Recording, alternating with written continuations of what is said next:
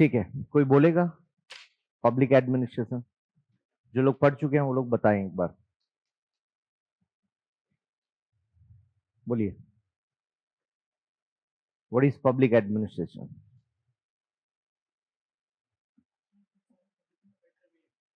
To serve public in a better वे,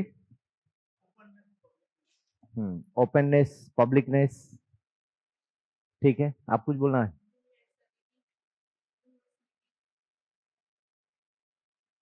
टुकड़े टुकड़े में याद आ रहा है। हम्म, ठीक है। और कोई, एनीवन?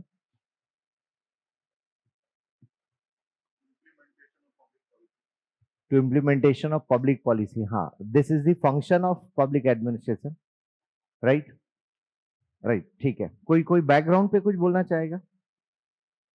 पब्लिक एडमिनिस्ट्रेशन का बैकग्राउंड क्या है जो हमने पहले पढ़ा था, आया कैसे, like?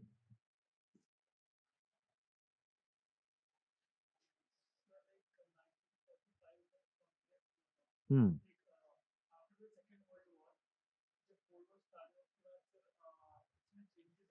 Hmm no no, 1887 Woodrow Wilson, father of public administration. That means revision, copy दोबारा नहीं खोली है, दूसरा सब्जेक्ट स्टार्ट हो गया। ठीक है, सी, पेपर 3 का आपका पार्ट है। First one is what? Indian history, and then Indian polity plus public administration, sorry, and this is about CG history। ठीक है, तो ये दोनों एक साथ हैं, और जितने भी नंबर 2 पार्ट में हैं, that is of 50 marks, 75 marks, 75 marks. ठीक है, तो दोनों सब्जेक्ट कंबाइंड हैं। आप सेपरेटली ये डिफाइन नहीं कर पाओगे कि इस साल पब्लिक एड से कितना आएगा, इंडियन पॉलिटी से कितना आएगा आउट ऑफ 50। बट आप इसको डिवाइड करना चाहें तो 30-20 का हो सकता मार्क्स के हिसाब से, राइट? और इन सभी सब्जेक्ट्स में आप सभी को पता है कि 30 words, 60 words and 100 words. Same here, 30, 60 and then 100, 30, 60 and then 100। ये क्वेश्चंस आएंगे ही आपको, बट यहां पर मैक्सिमम वर्ड लिमिट 175, 125 एंड 175 ऐसे आ रहे हैं क्वेश्चंस। सो जो भी सब्जेक्ट्स, लाइक आपका यहां पर आएगा, मैथ्स रीजनिंग भी आएगा पेपर 4 पार्ट 2 में, मैथ्स रीजनिंग आएगा।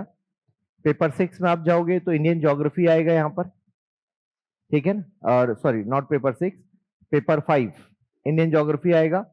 पेपर 6 में आप जाओगे तो आपको सोशियोलॉजी, और पेपर 7 में इंटरनेशनल ऑर्गेनाइजेशंस एंड स्पोर्ट्स। ये आपके पेपर 2 के सेक्शंस, सॉरी पार्ट 2 के सेक्शंस हैं। तो जितने भी सेक्शंस हैं इनमें maximum word limit is 125 words. तो ये ध्यान में रखेंगे कि हमें इनके आंसर की प्रैक्टिस या तो 30 में करो या 100 में करो, क्योंकि 100 वाला 125 लिखा जा सकता है। बट यहां आपको स्पेसिफिकली 30 भी करना पड़ेगा, 60 और 175 भी करना पड़ेगा, क्योंकि जब आप 175 लिख रहे हो और 60 लिख रहे हो तो 100 भी आप लिख सकते हो प्रैक्टिस में। करना तो सारे हैं, बट इन जनरल बता रहा हूं। जैसे आपको लिखने का मन कर रहा है कि यहां से कोई सेक्शन आंसर लिखना, then you can write 60 words और go for 175, that will help you. Got it? तो ये तो खैर क्वेश्चन का सॉरी वर्ड लिमिट्स और मार्क्स पता ही है आपको, 2 मार्क्स, 4, 8 एंड 15 फॉर 175, और इसके लिए जो नंबर है वो दैट इज 10 मार्क्स। तो ये तो बेसिक हो गया कि आप एग्जैक्टली इसको कहां पर पढ़ रहे हैं। 3 सब्जेक्ट्स आपके मेजर सब्जेक्ट्स हैं, सोशियो पेपर 6 में, एंड देन फिलॉसफी 1, 2 एंड 3, ये तीनों यूपीएससी में ऑप्शनल के सब्जेक्ट्स हैं। वैसे तो और भी है, हिस्ट्री और ये सब भी, लेकिन वहां के जीएस से ये सब मैच करता है, इंडियन हिस्ट्री मैच करता है, ज्योग्राफी मैच करता है, बट स्पेसिफिकली इनको यूपीएससी में जीएस में नहीं पढ़ा जाता। ये हमारे स्टेट में ऐसा कर दिया है कि सबको पढ़ना ही पड़ेगा, आपका ऑप्शनल हो चाहे ना हो, पढ़ना पड़ेगा, राइट। तो इन्होंने क्या किया है, सबसे ज्यादा बदमाशी यहां कर दी है फिलॉसफी में, काफी बड़ा ले लिया, क्वांटिटी में ज्यादा है, क्वालिटी तो नहीं है।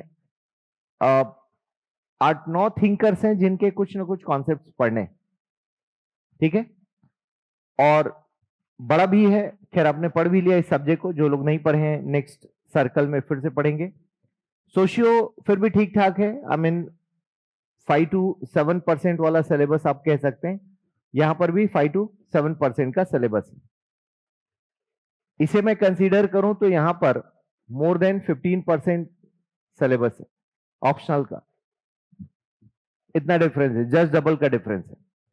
अब कुछ सेक्शन क्या है इन दोनों में मिला जुला है, जैसे पब्लिक एडमिनिस्ट्रेशन का पेपर जब हम पढ़ते हैं ऑप्शनल में, तो इसका पेपर 1 प्योर थियोरिटिकल पार्ट होता है। I mean in general public administration आपको पढ़ना पड़ता है, मैं ऐसे शॉर्ट में लिख रहा हूं, आप एग्जाम में शॉर्ट में नहीं लिखेंगे। पेपर 2 की जब हम बात करते हैं तो पेपर 2 में यूपीएससी की बात कर रहा हूं मैं, कंप्लीट इसको कहा जाता है इंडियन पब्लिक एडमिनिस्ट्रेशन, राइट। और यहां पर बहुत हद तक पॉलिटी के साथ मिलाकर पढ़ा जाता है इसको, बिना पॉलिटिकल स्ट्रक्चर के आप पढ़ ही नहीं पाएंगे, बिकॉज इनके साथ इनका डायरेक्ट कनेक्शन। तो इन्होंने क्या किया है, कुछ पार्ट आपका यहां से लिया है, कुछ सेक्शन इन्होंने यहां से ले लिया है, और दोनों को मिला के आपके सीजीपीएससी का सिलेबस बना हुआ है।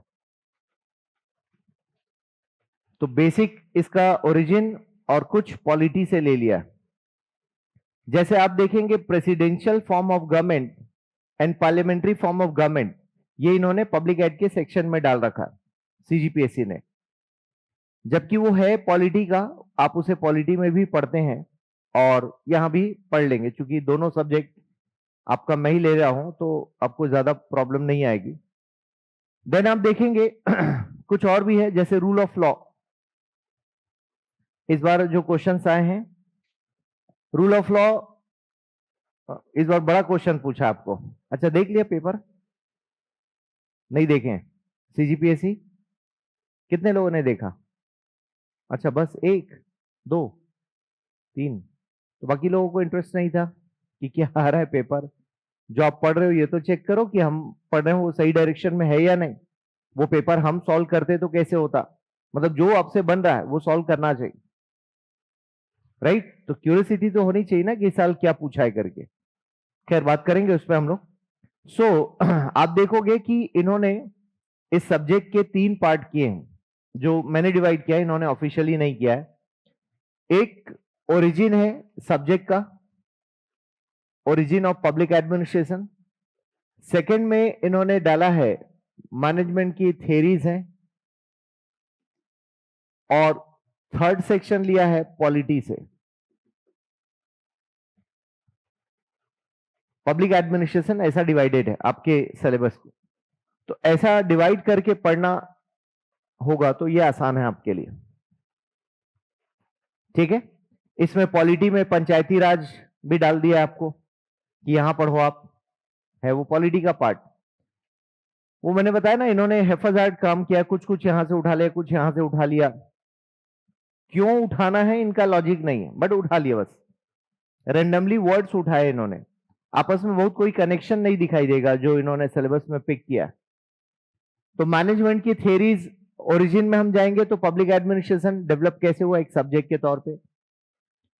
डे 1 से इसका एकेडमिक नहीं था, बट फील्ड में ये सब्जेक्ट काम करता, डे वन से एकेडमिक में नहीं था। एकेडमिक में बोलने का मतलब स्कूल कॉलेज में इसको नहीं पढ़ाया जाता था, ये केवल फील्ड में था, प्रैक्टिस में था, ठीक है ना। मैनेजमेंट थ्योरीज का कंट्रीब्यूशन देखा जाएगा, like theories of leadership, motivation, communication, coordination, cooperation, ये सब पे पूछा जाएगा। तो आप बोलेंगे सर ये क्यों पढ़ना पड़ता? पढ़ना इसलिए पड़ेगा, जब आप खुद डिप्टी कलेक्टर बनोगे तो जिस जगह पे आप काम कर रहे होगे वहां पर कम्युनिकेशन की इंपॉर्टेंस होगी। और अभी क्या है, मॉडर्न टाइम है, आप यदि ढंग से कम्युनिकेट नहीं कर पा रहे हैं तो आपका जॉब की परफॉर्मेंस अच्छी नहीं रहेगी। आप अपने नीचे, मान लो आपको इलेक्शन की ड्यूटी लगा दी और आप 100 लोगों को सुपरवाइज कर रहे हो और आपने देखा काम ढंग से नहीं हो रहा है, तो कुछ आप टेक्टिक्स यूज करते हो, like you can motivate them. अब मोटिवेट करोगे कैसे? तो आपके अंदर वो लीडरशिप स्किल्स होनी चाहिए, आप उनको हंसा सको, है ना, उनको काम में लगा सको, उनका फोकस ग्रैब कर सको, ये सारी टेक्निक्स आपको आनी चाहिए। ये सब में थोड़ी बहुत होती हैं, बट कुछ में बाई बॉर्न, मतलब बाई बर्थ वो लोग बहुत अच्छे लीडर्स होते हैं, कुछ के अंदर ट्रेनिंग से वो आ जाता है। तो इसीलिए मैनेजमेंट थ्योरीज को हम लोग यहाँ पढ़ते हैं, बिकॉज इनका यूज हमारे ऑफिसेज में है। मोटिवेशन, कम्युनिकेशन, लीडरशिप, ये सारी चीजें इस्तेमाल में आएंगी। Got it? Coordination, cooperation, officially आप तो कहीं पर भी पबेड नहीं पढ़ते हैं, बट यूपीएससी वाला बच्चा जब आईएएस बनता है तो लबासना में वो पढ़ता है, लबासना में पढ़ता है। इनफैक्ट उसकी 2 महीने की ट्रेनिंग होती है Indian institute of public administration, जो कि दिल्ली में है, मैंने बताया है पिछली क्लासेस में।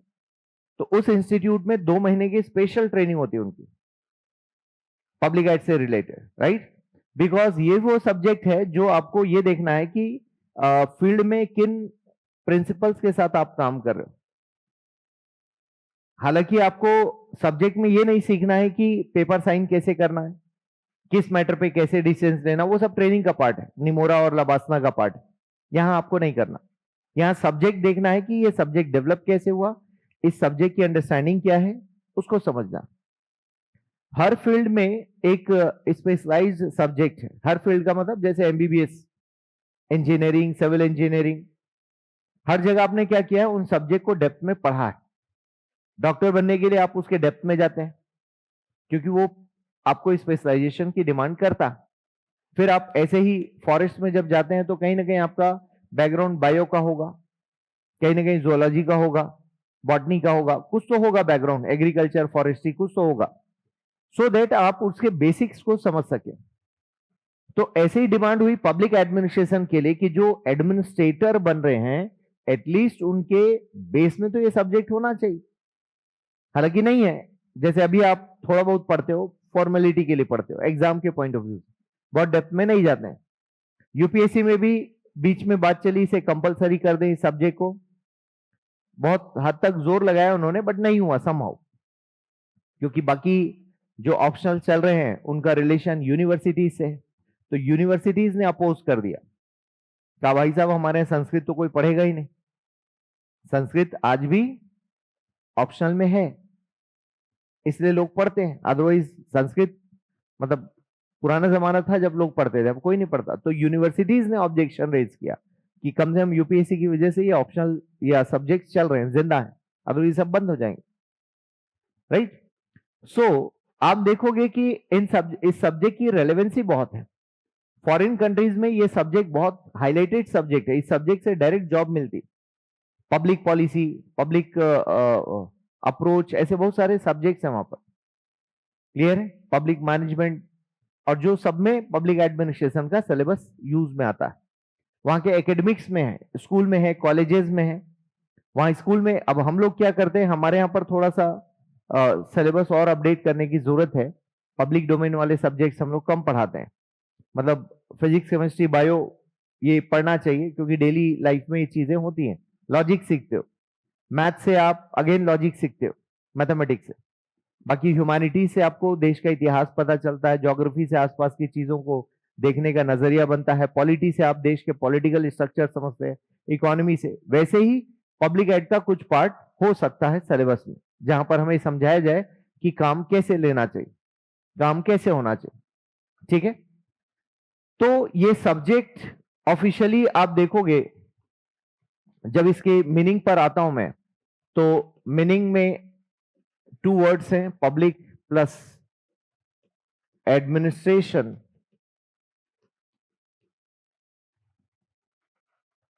पब्लिक बेसिकली मैंने आपको समझाया है कि इसका रिलेशन मास से है और ओपननेस से है, खुलापन, और गवर्नमेंट से।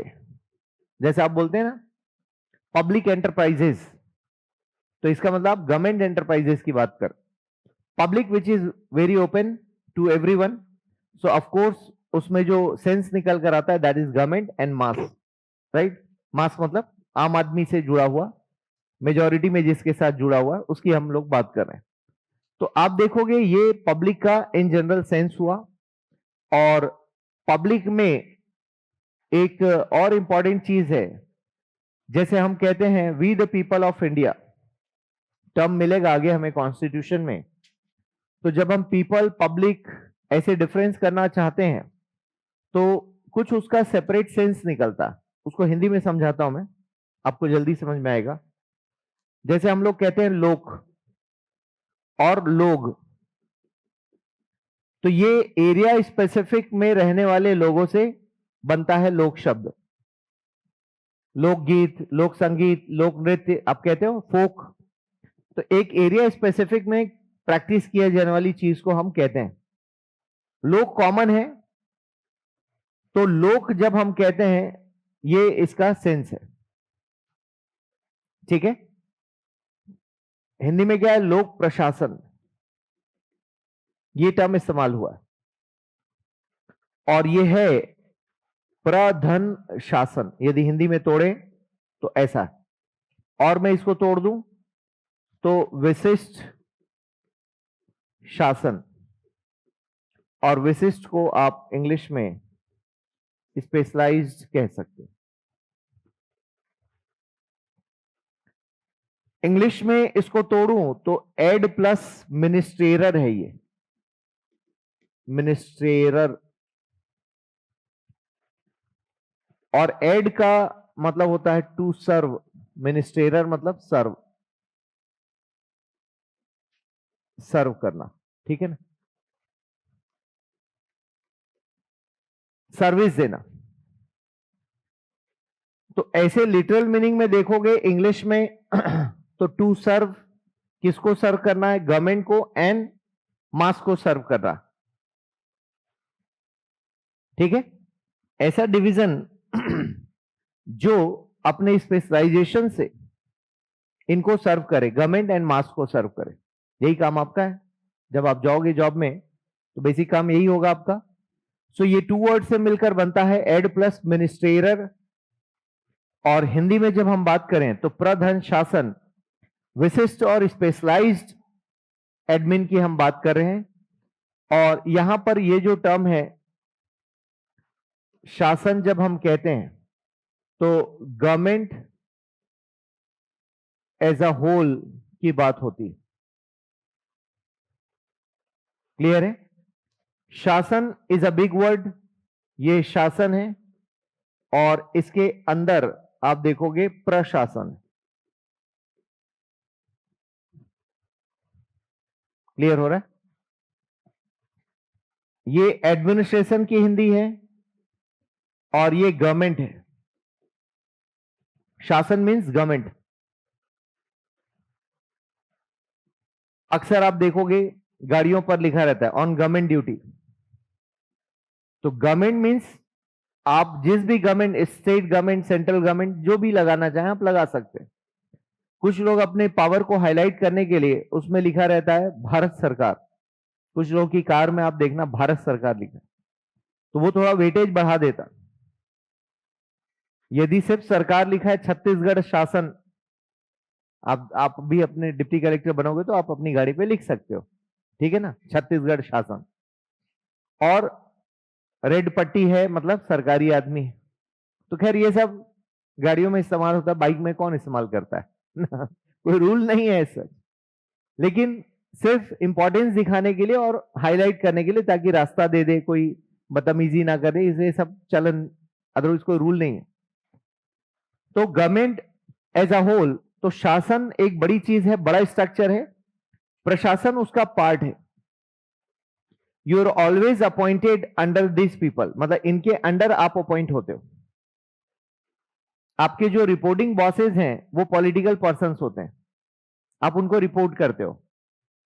और आप एडमिन हैं, आप अपॉइंट होकर आए हैं। क्लियर है? आपने एग्जाम पास किया, मेरिट बेसिस पर आप अपॉइंट होकर आए हैं। और ये लोग कैसे हैं? इलेक्ट होकर आए हैं। इलेक्ट होने के बाद इनका अपॉइंटमेंट हुआ है। और since they are elected, so you can not disobey them, because वो आए इसीलिए। एंड कॉन्स्टिट्यूशनल हेड्स हैं वो आपके, और कॉन्स्टिट्यूशनल हेड्स के डिसओबे आप नहीं कर सकते। यदि किए तो आपको ट्रांसफर दे दिया जाएगा या जॉब से हटाया भी जा सकता है किसी एक टाइम पर। इतनी इंपॉर्टेंस है, राइट? क्योंकि वो आपके पॉलिटिकल बॉसेज हैं, कॉन्स्टिट्यूशनल बॉसेज हैं। So you are the part of the government. आप अकेले गवर्नमेंट नहीं है, आप गवर्नमेंट के पार्ट हैं।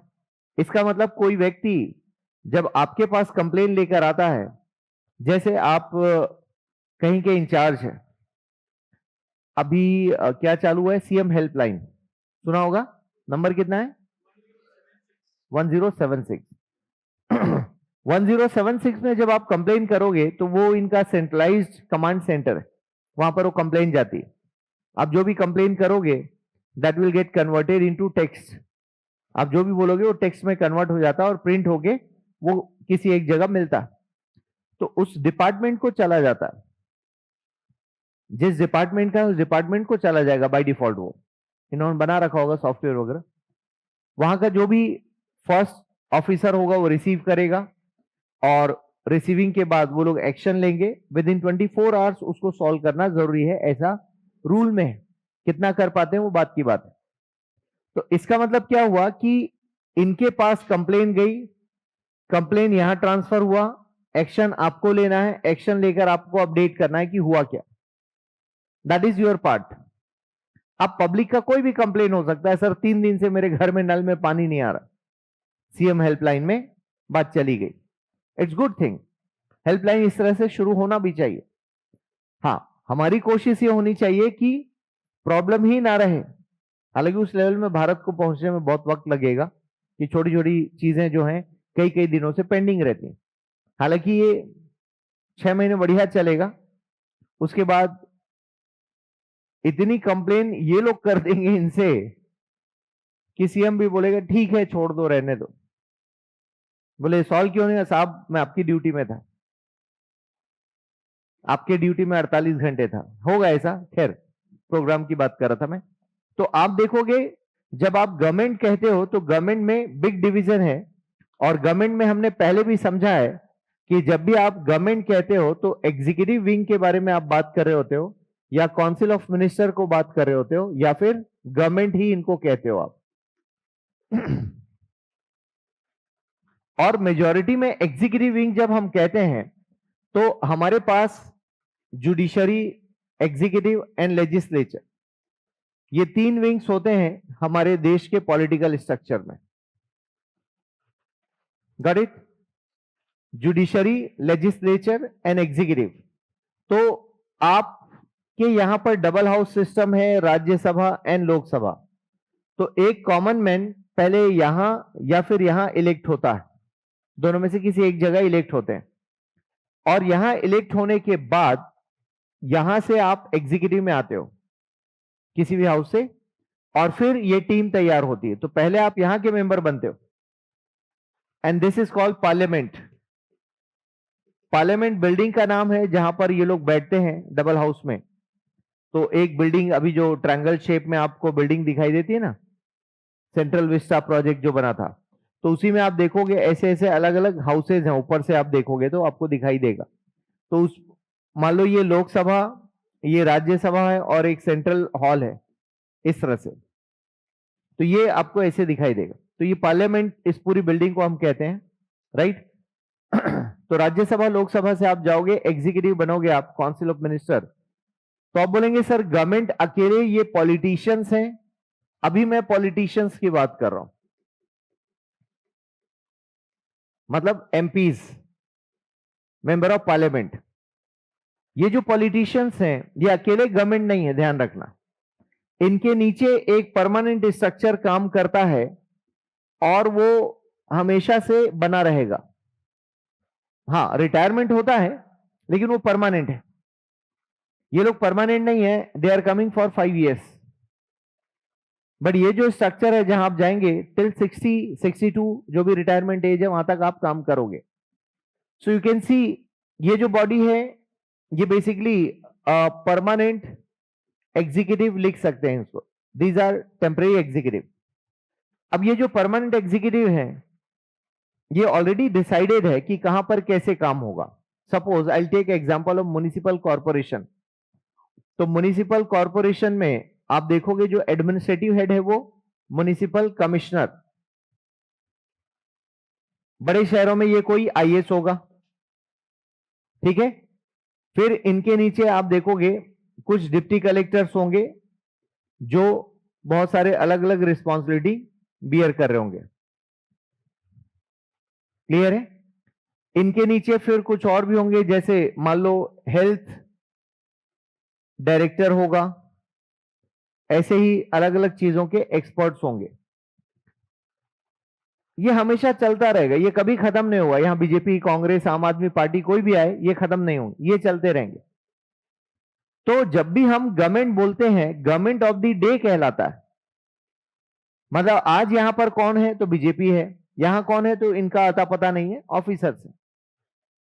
तो कायदे से देखोगे तो ये पब्लिक एडमिनिस्ट्रेशन है, ये वाला हिस्सा, नॉट दैट वन।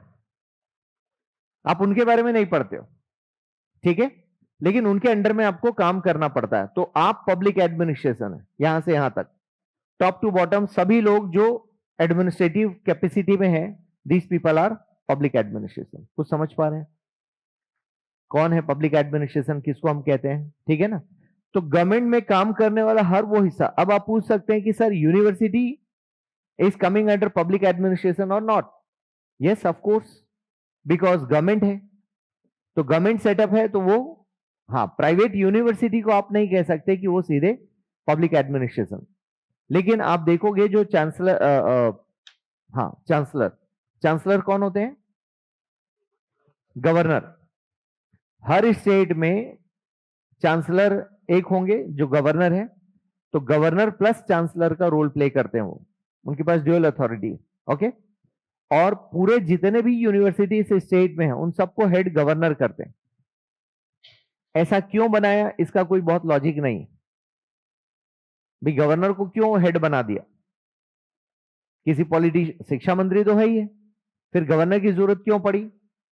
तो एजुकेशन को इन्फ्लुएंस से बचाने के लिए ऐसा किया था कि गवर्नर के अंडर में डाल दिया, ताकि जो सीएम है वो उसको इन्फ्लुएंस ना कर पाए। लेकिन अभी मामला उल्टा इस्तेमाल होता है, गवर्नर को बैठाया इसीलिए गया ताकि वो इन्फ्लुएंस कर सके, और वो भरपूर इन्फ्लुएंस करते हैं। खैर, ये बात पॉलिटिक्स की है। तो आप देखेंगे जो यूनिवर्सिटीज हैं, प्राइवेट यूनिवर्सिटीज या सरकारी, उन सबके हेड यहीं से निकल कर आ रहे हैं, एग्जीक्यूटिव से, गवर्नर। तो आप बोलेंगे सर यूनिवर्सिटी को हम पब्लिक एडमिनिस्ट्रेशन का पार्ट माने या ना माने। सरकारी यूनिवर्सिटीज को हम मान सकते हैं बिकॉज वो गवर्नमेंट के टच में। क्लियर है। प्राइवेट वाले को आप नहीं मानते हो, लेकिन जब एजुकेशन एज अ होल की बात होगी तो वो भी उसके दायरे में आएगा। Somehow they also belongs to public administration. Clear हो रहा है। Though they are private bodies, even though they are the small part. Clear हो रहा है।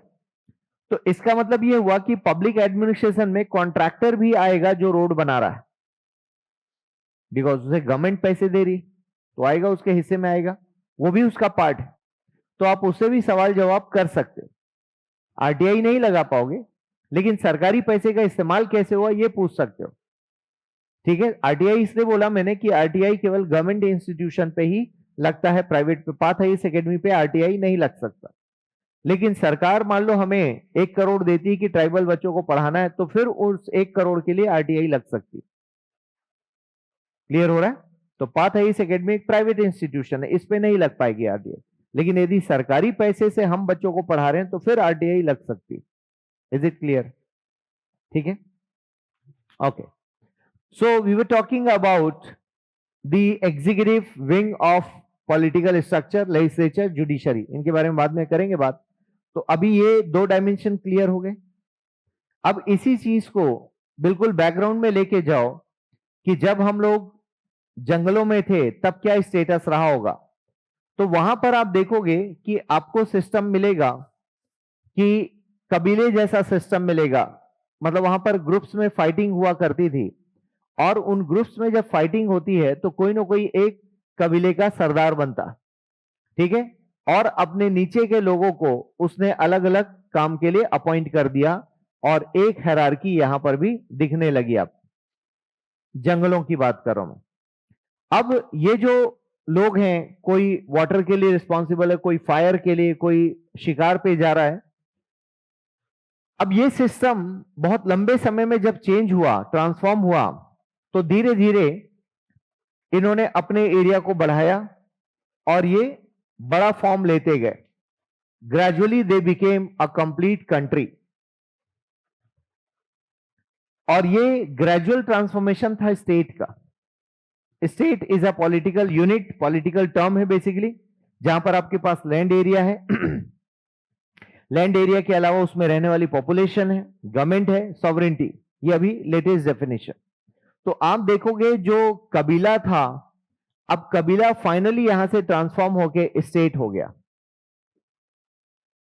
आप देखेंगे हर बार ये एक पॉलिटिकल स्ट्रक्चर है, ये भी पॉलिटिकल स्ट्रक्चर, ये भी पॉलिटिकल, ये भी पॉलिटिकल स्ट्रक्चर। इनके अंडर में काम करने वाले एडमिन हमेशा से थे, ठीक है, एडमिन हमेशा से थे। यहां भी है एडमिन, यहां पर भी एडमिन है, पहले से थे। तो आप बोलेंगे सर इसके बारे में कभी सोचा गया? यस, सोचा गया, ऑफ कोर्स। आप देखोगे कि इस यहां तक काम करते करते ये कोई ऑफिशियल सब्जेक्ट नहीं था कि पब्लिक एडमिनिस्ट्रेशन हमें पढ़ना पड़ेगा, ऐसा नहीं था। तो होता यह है, यदि मैं यहां पर माइलस्टोन मान लूं कि यहां तक तो काम चल रहा था इनका। अब इस थ्योरी में आप देखोगे यूएसए में 1887 में वुड्रो विल्सन एक राइटर थे, उस जमाने में स्कॉलर थे, प्रोफेसर थे, इकोनॉमी, पॉलिटिकल साइंस और लॉ के एक्सपर्ट थे। इसके पहले क्या हुआ वो समझो। प्रेसिडेंट गारफील्ड को एक अनएम्प्लॉयड यूथ ने शूट कर दिया, अमेरिकन प्रेसिडेंट। आपको पता ही वहां पर 3-4 प्रेसिडेंट को ऐसे ही मार दिया उन लोगों ने। तो उनको जब शूट किया तो उसके रीजंस तलाशे गए, तब समझ में आया कि वो अनएम्प्लॉयड है। अनएम्प्लॉयड क्यों है? बिकॉज वहां पर स्पॉइल सिस्टम चलता था। स्पॉइल्स, इसका मतलब हमारे देश में नेपोटिज्म। नेपोटिज्म समझ में आता है?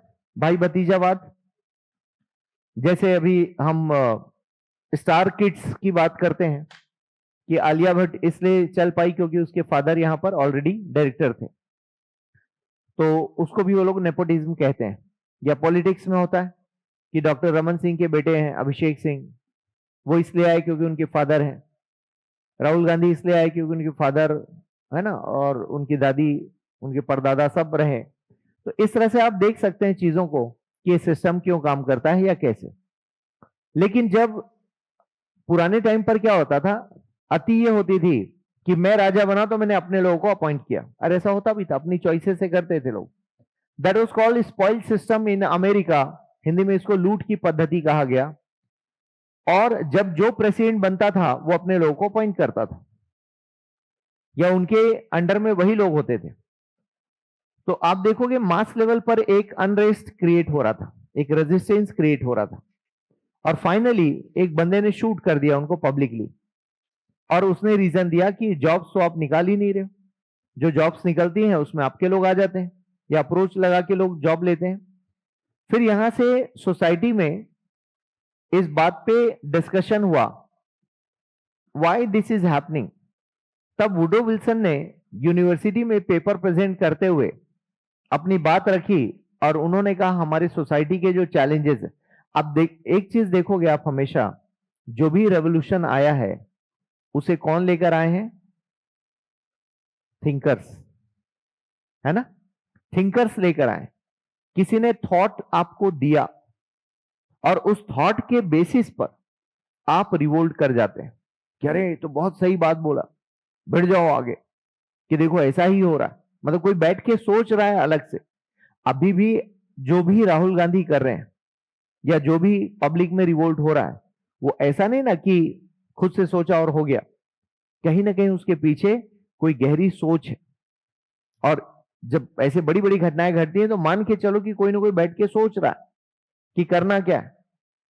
क्योंकि यदि बेस में, उस थॉट के बेस में कोई फिलॉसफी नहीं होगी तो वो एक दिन नहीं टिक पाएगा। क्योंकि दर्शन या फिलॉसफी का मतलब क्या है? उसकी जड़ में कोई मजबूत चीज होनी चाहिए ना, जिसके लिए आपको आवाज उठानी।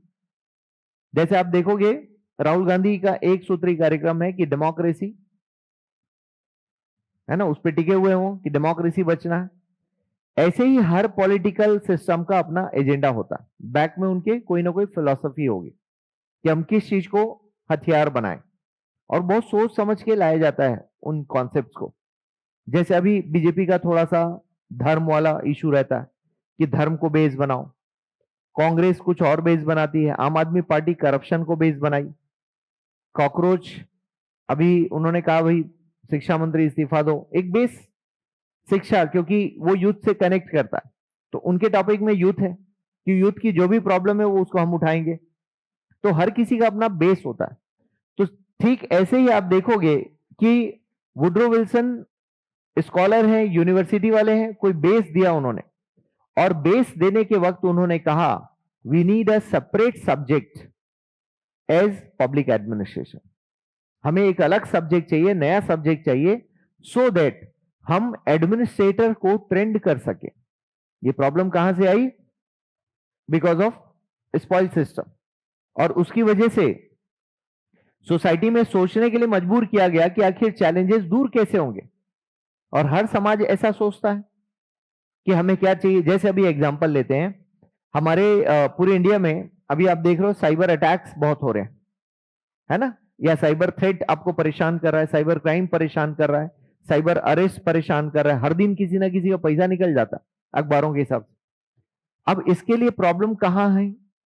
मतलब रियल प्रॉब्लम कहां पर लाई कर रहा है? क्या हम टेक्नोलॉजी रोक दें, इंटरनेट बंद कर दें, है ना, इंटरनेट बैंकिंग बंद कर दें? पॉसिबल ही नहीं। कॉल सेंटर बंद कर दें, वो भी पॉसिबल नहीं। ठीक करना होगा, हमें उसको सिक्योर करना होगा। लेकिन अब जब प्रॉब्लम है तो इसका सॉल्यूशन भी निकालना पड़ेगा। आप प्रॉब्लम खत्म नहीं कर सकते, बिना सॉल्यूशन निकाले प्रॉब्लम खत्म नहीं होता। प्रॉब्लम को प्रॉब्लम से नहीं मार सकते, प्रॉब्लम को सॉल्यूशन से मार सकते हो आप। तो सॉल्यूशन कौन है? Awareness is one thing. और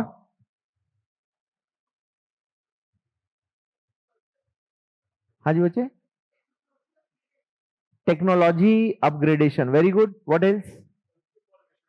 पॉलिसी फॉर्मेशन, व्हाट एल्स? कैसे रोकोगे आप जितने ये साइबर वाले प्रॉब्लम आ रही हैं?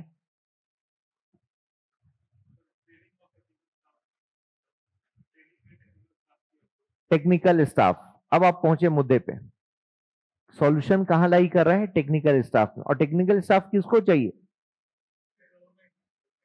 गवर्नमेंट में किसको चाहिए? यस, ये राइट आंसर है जो मैं तलाश कर रहा था। पुलिस को चाहिए।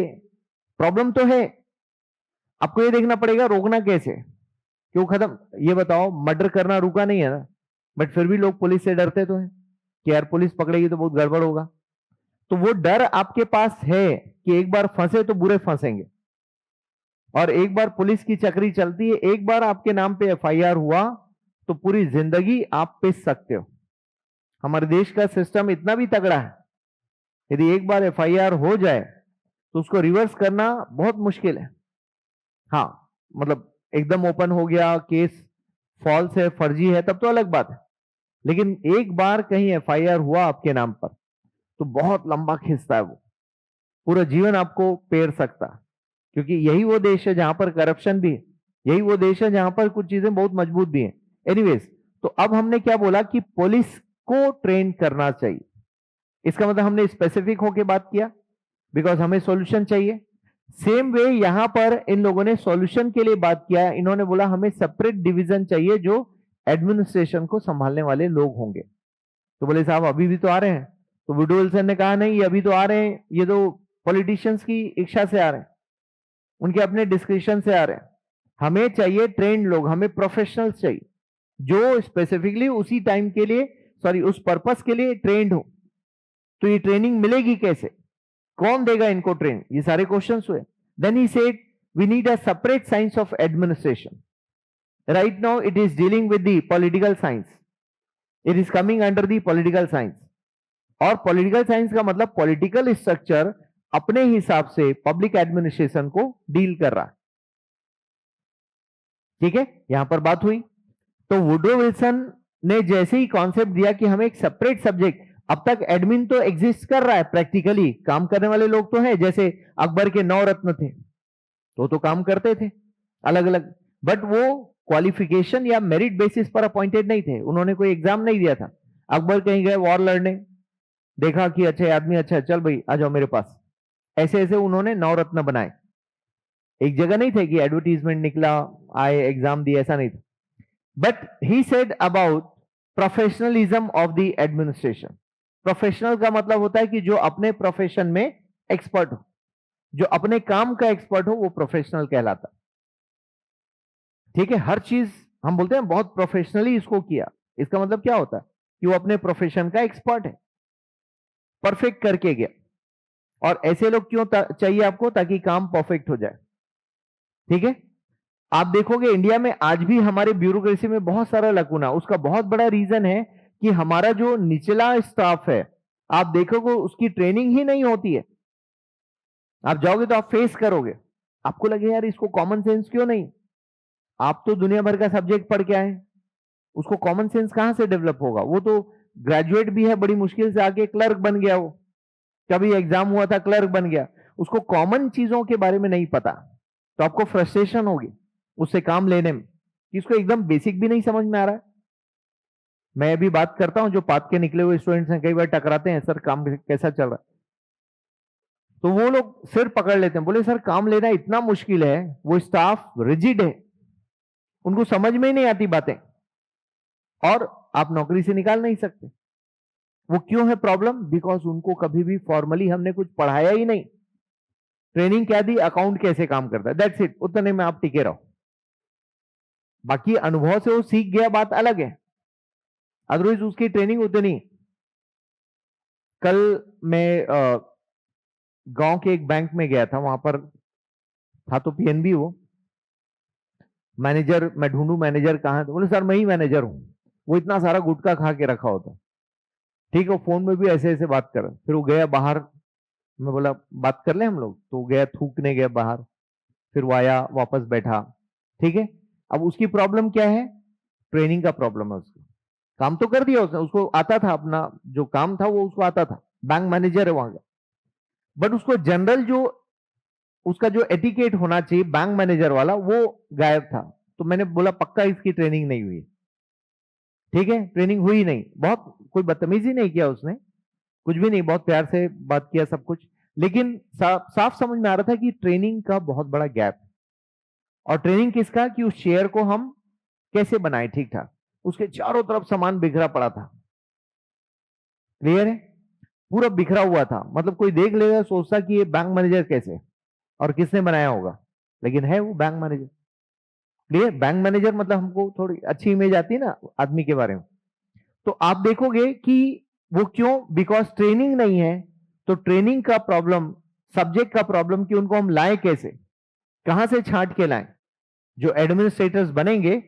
तो इन्होंने सजेस्ट किया कि हमें एक सेपरेट सब्जेक्ट चाहिए जिसको हमको उनको पढ़ाना है, और उस बेसिस पर ट्रेनिंग देंगे। ये कब की बात हो रही है, 1887। तब आप सोच सकते हो कि अमेरिका आज ऐसा क्यों है, अमेरिका एडवांस क्यों है, उसके पीछे लॉजिक बता रहा हूं मैं। That is not the only contribution, बल्कि ऐसे हर फील्ड में इन लोगों ने किया, अपने आप को ऊपर उठाने के लिए, ओरिजिनल पर काम किया। क्यों वहां के लोग इतने क्रिएटिव हैं, क्यों इनोवेटिव हैं? उसका रीजन आप समझ सकते हो कि 1887 में उनका कोई बंदा सोच रहा है कि हमको इस देश में अलग से एडमिनिस्ट्रेशन चाहिए, और आज हम इन्हीं की थियरीज बैठकर पढ़ रहे हैं कि हमको छत्तीसगढ़ पीएससी की तैयारी करना है, फ्यूचर के एडमिनिस्ट्रेटर बनना है, तो हम इन्हीं की थियरीज पढ़ रहे हैं। भारत की देखो थियरी नहीं पढ़ रहे हैं, क्योंकि भारत की थियरी को सहेजा नहीं गया। हाँ, दैट डजंट मीन कि हम खराब लोग हैं, मैं ये बता रहा हूं, ये आगे क्यों है वो मैं बता रहा हूं, तो आप समझ सकते हो इनकी चीजें आगे क्यों। इनका आप अरेंजमेंट देख लो, इनका सिस्टम देख लो। अभी फीफा का इनॉग्रेशन थोड़ा बहुत देखा होगा वीडियो वगैरह में, आप देखो कितना सिस्टमेटिक है। क्लियर? इट्स गुड वन, मतलब काफी उसमें काम किया उन्होंने, रिसर्च किया, ओरिजिनल काम किया। और ठीक है, हमारे देश में भी होता है, मैं हमारे देश को कम नहीं आंक रहा हूं, मैं उनके देश की तारीफ कर रहा हूं। वो सिस्टमेटिक क्यों है? क्योंकि उन्होंने 1887 में पहचान लिया कि उनको एक सेपरेट सब्जेक्ट चाहिए इस डिवीजन को ट्रेन करने के लिए, उनको पढ़ाने के लिए। और ना सिर्फ सब्जेक्ट की बात की, बल्कि मजे की बात है 1914 में वहां की यूनिवर्सिटीज और कॉलेजेस में इसकी पढ़ाई शुरू भी हो गई प्रॉपर, और धीरे धीरे इस सब्जेक्ट को एनरिच किया गया। क्लियर है? जैसे आज आप बायो जो पढ़ते हैं, 25 साल पहले कुछ कम रहा होगा उसका सिलेबस, आज तो बढ़ा दिया, बायो में ये भी पढ़ो, ये भी पढ़ो, ये भी। तो वैसे ही पब्लिक एडमिनिस्ट्रेशन के सब्जेक्ट में कुछ ना कुछ प्लस हो रहा है टिल 2026, आज तक प्लस हो रहा है। अभी लेटेस्ट मैंने तो आप लोग को पढ़ा ही था, याद है? एआई गवर्नेंस हम लोगों ने पढ़ा था, पढ़ा दिया था आप लोग को। जो एआई गवर्नेंस मैंने आपको पढ़ाया, अभी रिसेंटली आईआईपीए ने, सॉरी लवासना ने अनाउंस किया कि हम एआई गवर्नेंस इनको पढ़ाने वाले हैं। एग्जैक्टली उन्होंने अनाउंस किया, ऑफिशियली अनाउंसमेंट है, मैंने जो क्लास लिया उसके बाद, क्योंकि ये होना ही था आज नहीं कल, ऐसा नहीं कि मेरे बोलने से हो, ये होना ही था। क्योंकि ई गवर्नेंस का जो अगला वर्जन है वो एआई गवर्नेंस ही है, और वहां तक पहुंच गए। तो एआई गवर्नेंस अब आपको, ठीक है, निमोरा में ट्रेनिंग दे या ना दे, बट यूपीएससी वाले को ये ट्रेनिंग मिलेगी एआई गवर्नेंस की। आपको वो लोग सिखाएंगे कि कैसे हम डेटा का इस्तेमाल करें, साइंटिफिकली कैसे यूज करें। तो इसका मतलब क्या हुआ कि कल को कोई मिनिमम क्वालिफिकेशन मांगी जा सकती है एडमिनिस्ट्रेटिव सर्विसेज में, एटलीस्ट वो बोलेंगे भाई कंप्यूटर चलाना आना चाहिए। अभी नहीं है, आपके क्वालिफिकेशन में नहीं लिखा है, क्योंकि अब तक हम मानते नहीं थे, जबकि जरूरत है। आप देखोगे जो जितना एफिशिएंट होगा सिस्टम ऑपरेट करने में, वो उतना ही बढ़िया ऑफिसर होगा, क्योंकि आफ्टर ऑल आपको दिन भर लैपटॉप डेस्कटॉप पे ही काम करना है, और सब कुछ ऑनलाइन है, तो आप बचोगे कहां? माउस कब तक ऐसे ऐसे पकड़ना सीखोगे आप? आपको काम तो करना पड़ेगा देर सवेर, राइट? तो एनीवेज अब यहां तक पब्लिक एडमिनिस्ट्रेशन काफी एडवांस हो चुका है एज अ सब्जेक्ट। तो 1887 में जो सब्जेक्ट पैदा हुआ वो वुडरो विल्सन के कारण हुआ, and that is why he is considered as father of public administration, इन्हें कहा जाता है। क्लियर है? बाद में और भी स्कॉलर्स आते हैं, वो जुड़ते जाते हैं, और उन्होंने भी कंट्रीब्यूशन दिया। तो इसका ओरिजिन अपने आप में एक बहुत बड़ा सब्जेक्ट है, उतना डिटेल नहीं पढ़ना है, जितना चाहिए उतना मैं पढ़ाऊंगा आपको। सो आई होप क्लियर समझ पा रहे हैं। इसके पहले क्या था?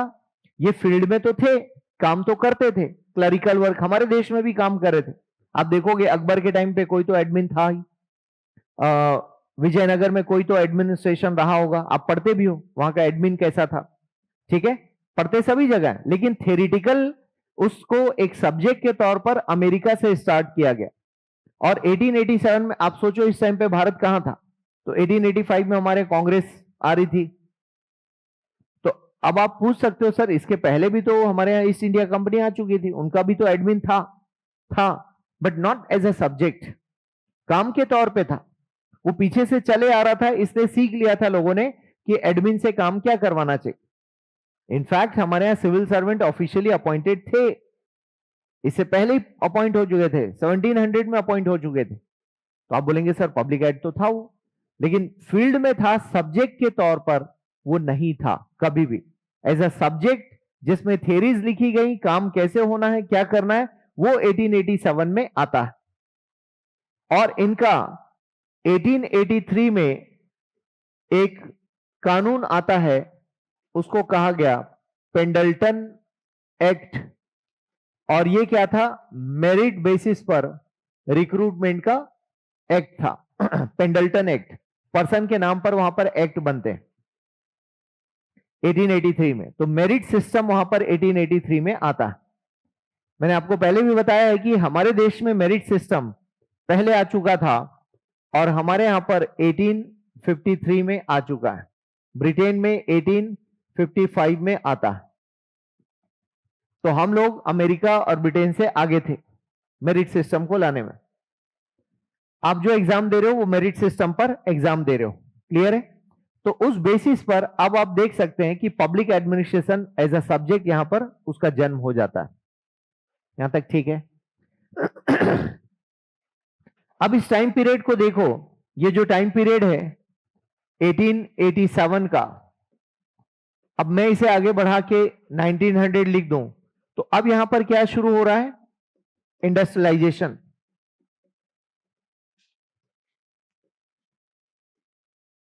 ठीक है, इंडस्ट्रियलाइजेशन की शुरुआत हो रही 1900 उसके आसपास, ठीक। फिर इसी टाइमलाइन में आगे बढ़े तो 1913 क्या है? वर्ल्ड वॉर वन, क्लियर है? अब यहां से और हम लोग आगे बढ़े तो ये सब वर्ल्ड लेवल पर काम हो रहा है, जो टाइमलाइन को समझोगे आप।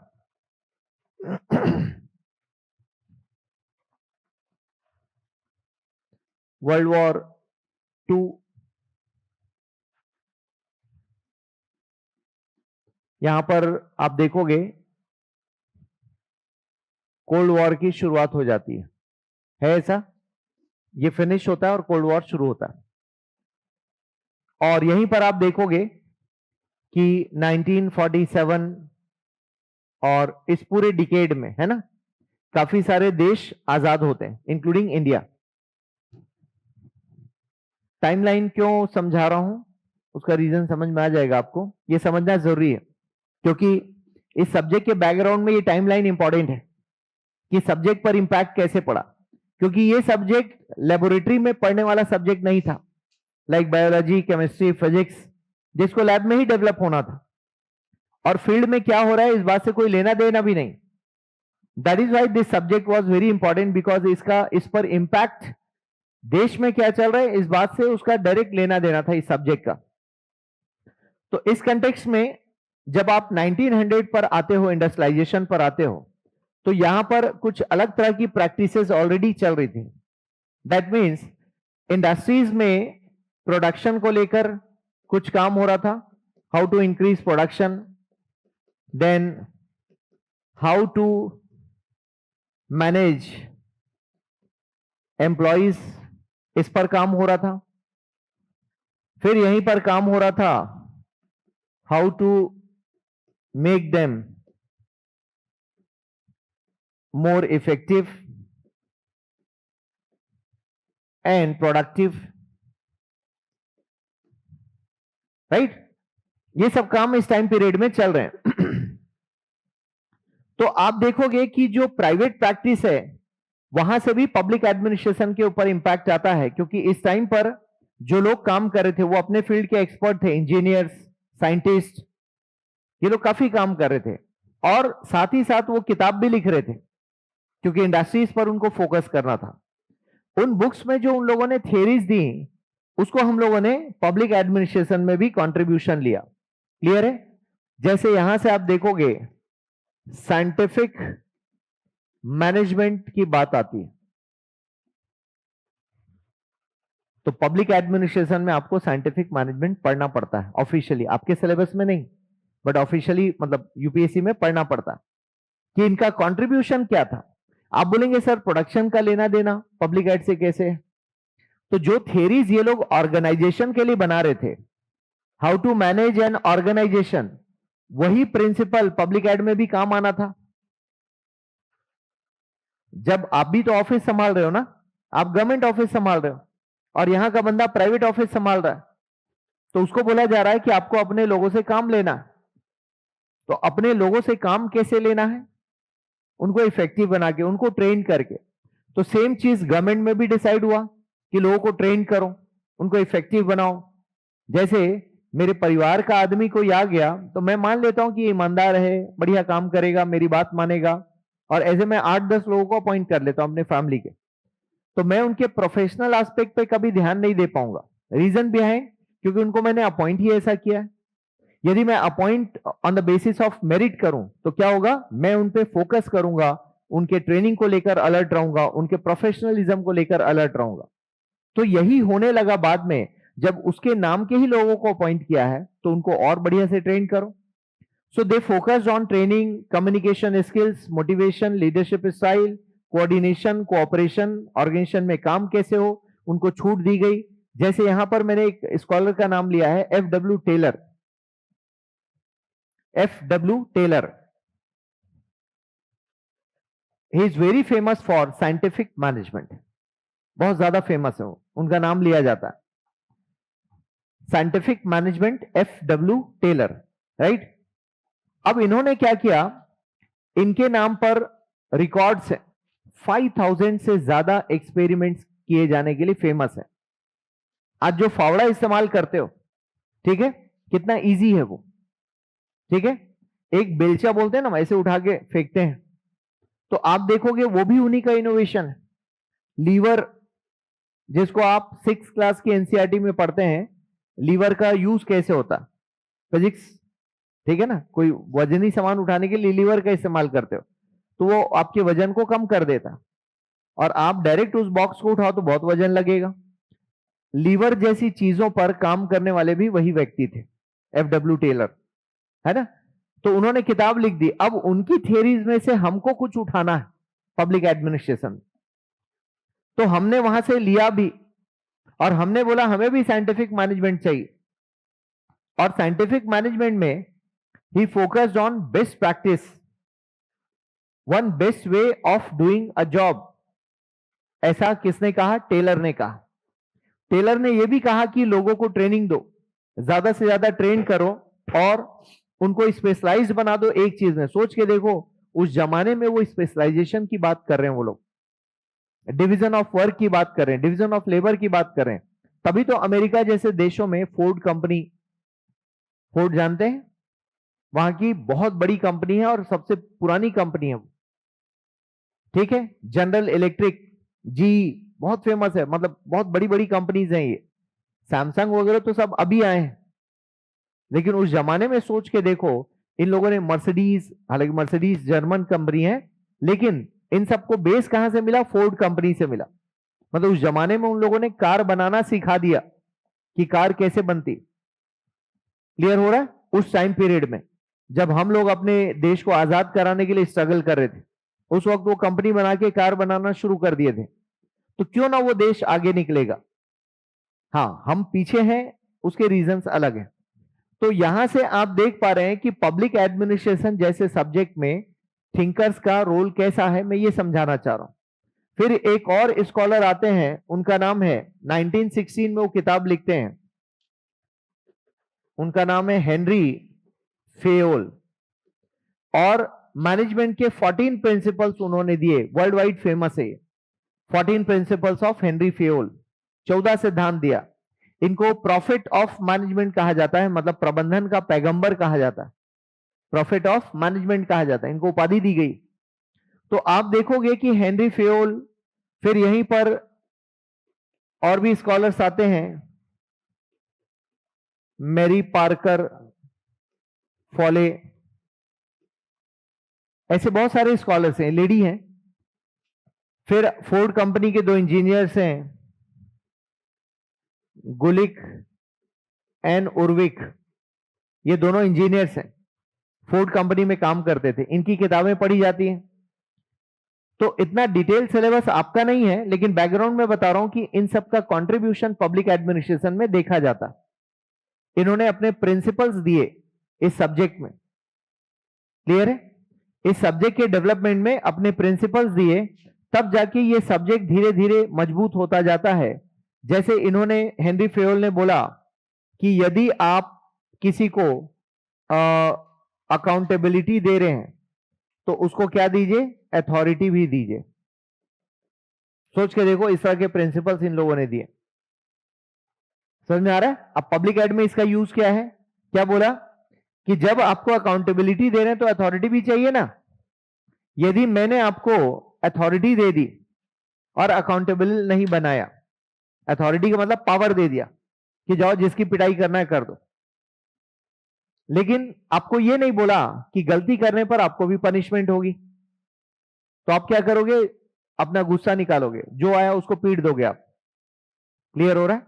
लेकिन मैं बोलूं कि आपको अकाउंटेबिलिटी भी मिली है प्लस अथॉरिटी, दोनों में से एक भी हटा दो वो काम नहीं करेगा।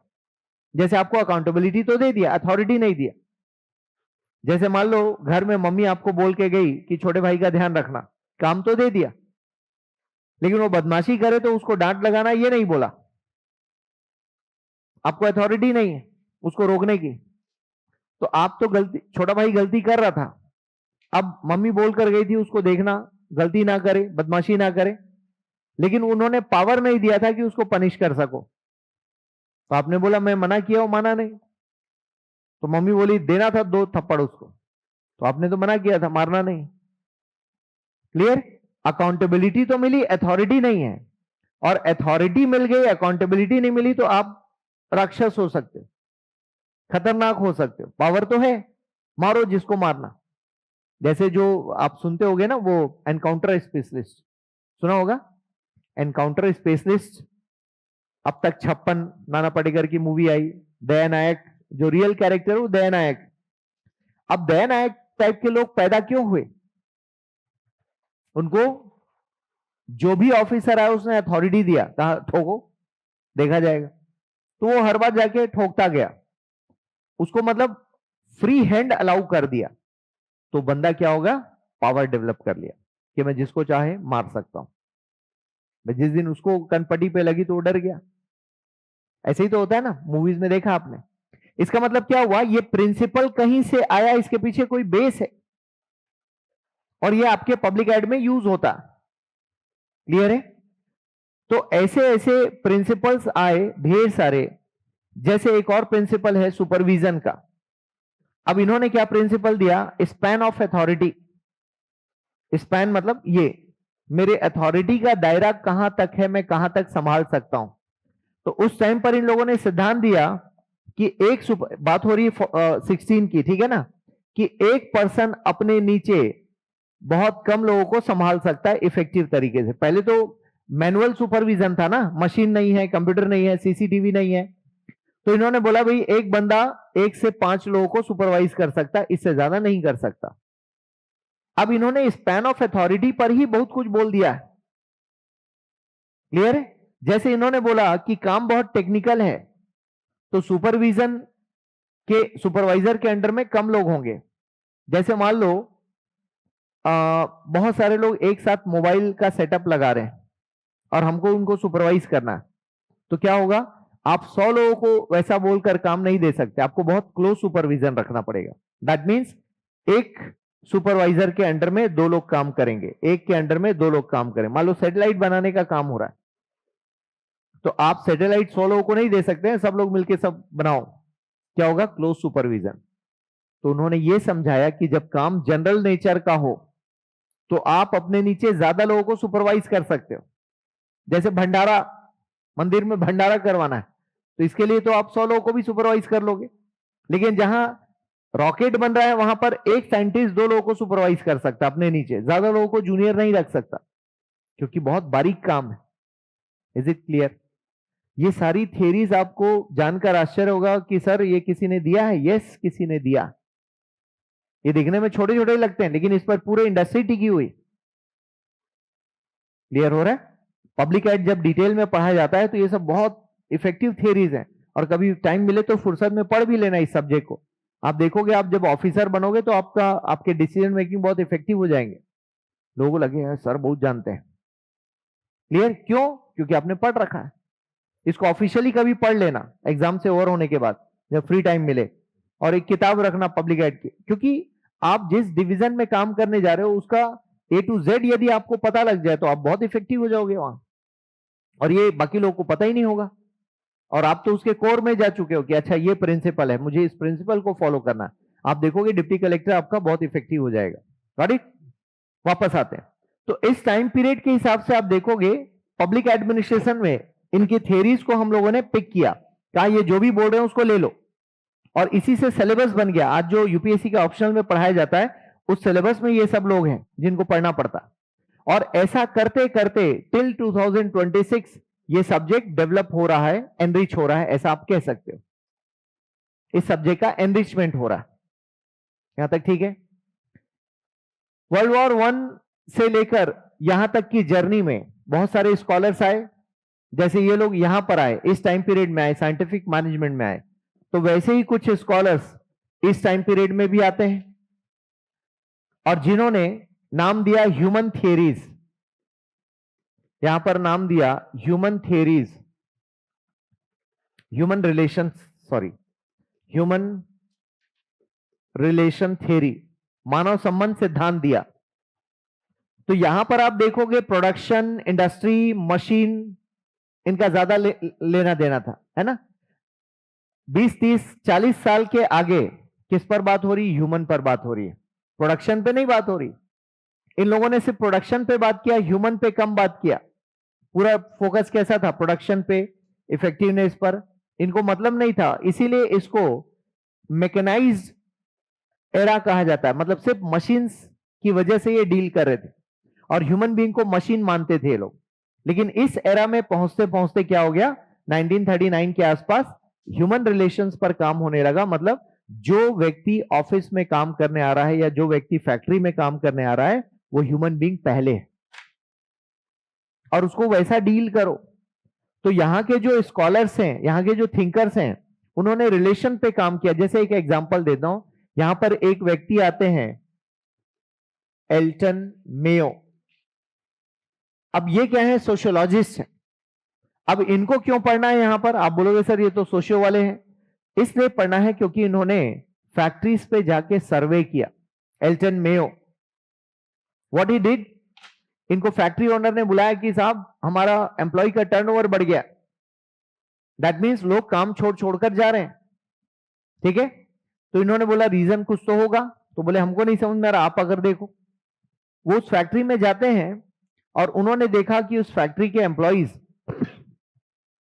दिन भर खड़े हैं, जिससे उनके पैरों में स्वेलिंग आ जाती है, थक जाते हैं घर जाने के बाद, और घर जाने के बाद सो जाते हैं, उनको उनकी लाइफ में कुछ बचता नहीं।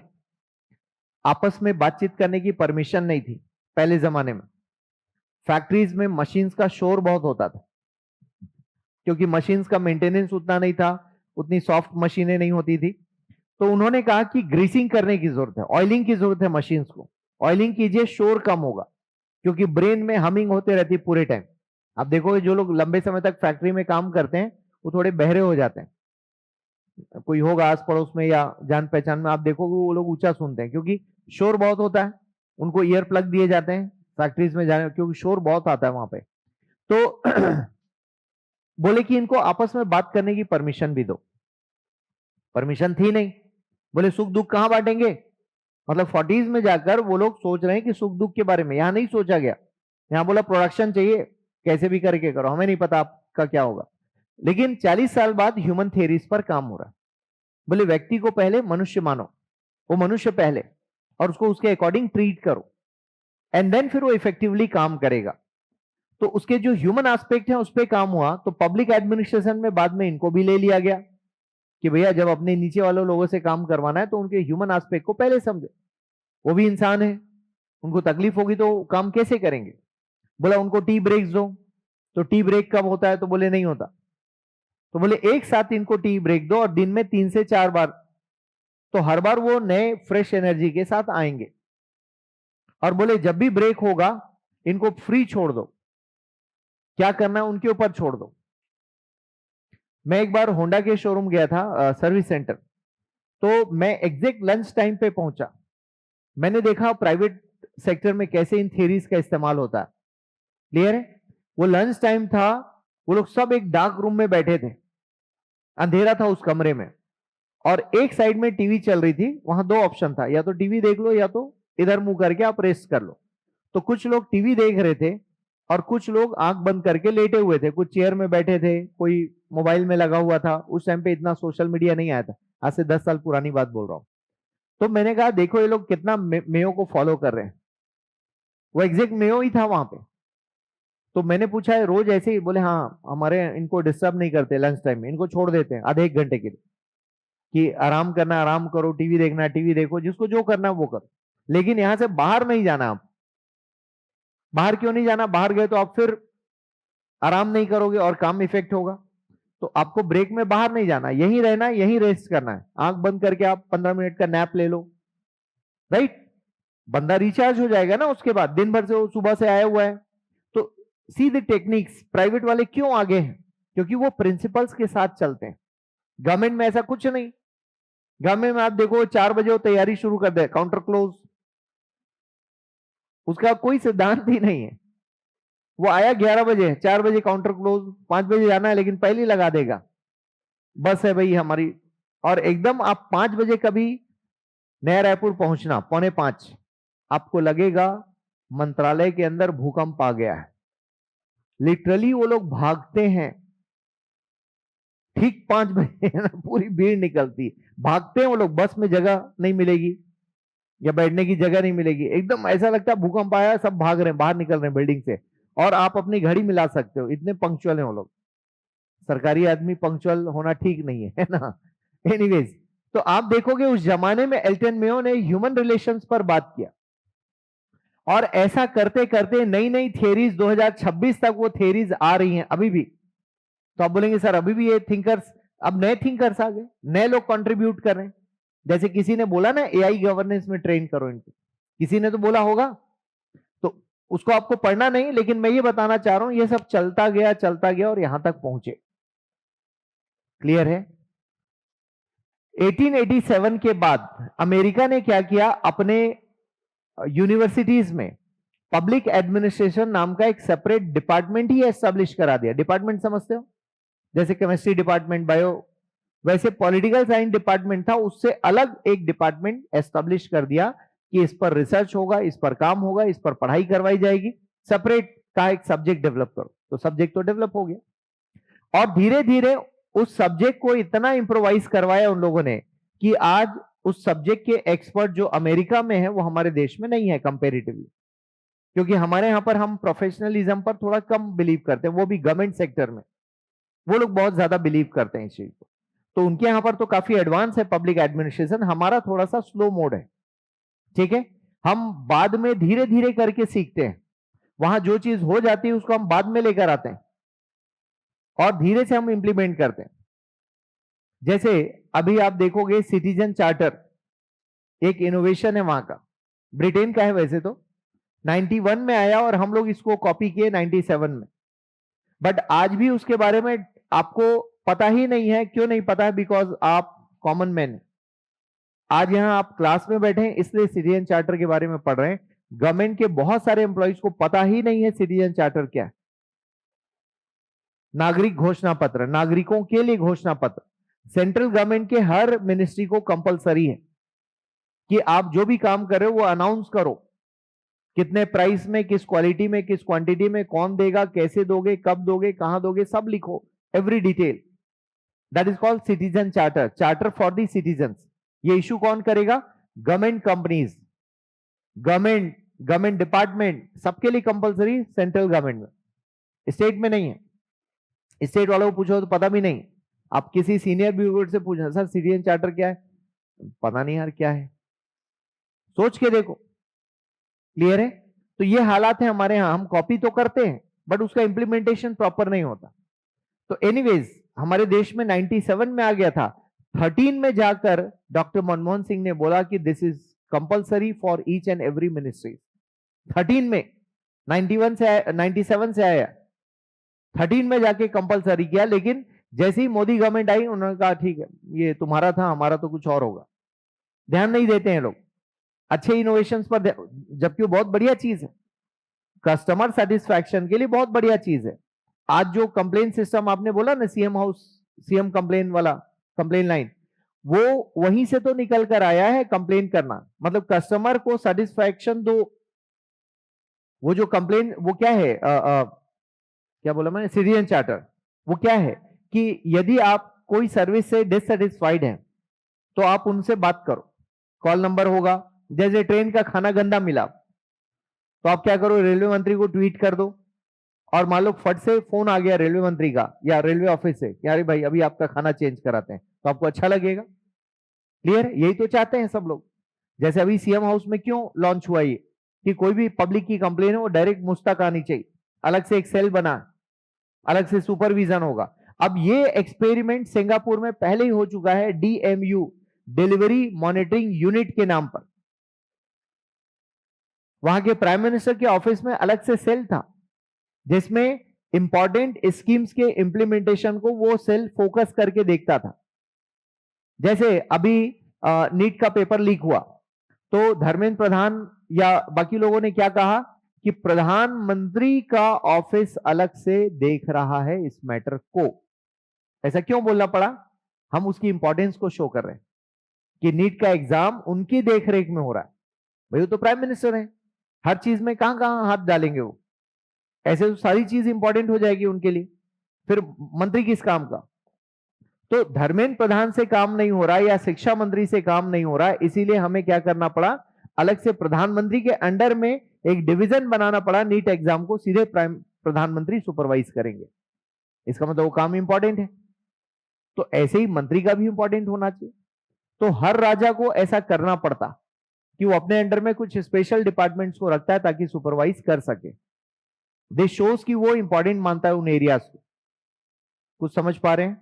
तो इसी तरह से आप देखोगे कि हर गवर्नमेंट काम करती है, लेकिन इनोवेशन अमेरिका ब्रिटेन में ज्यादा है।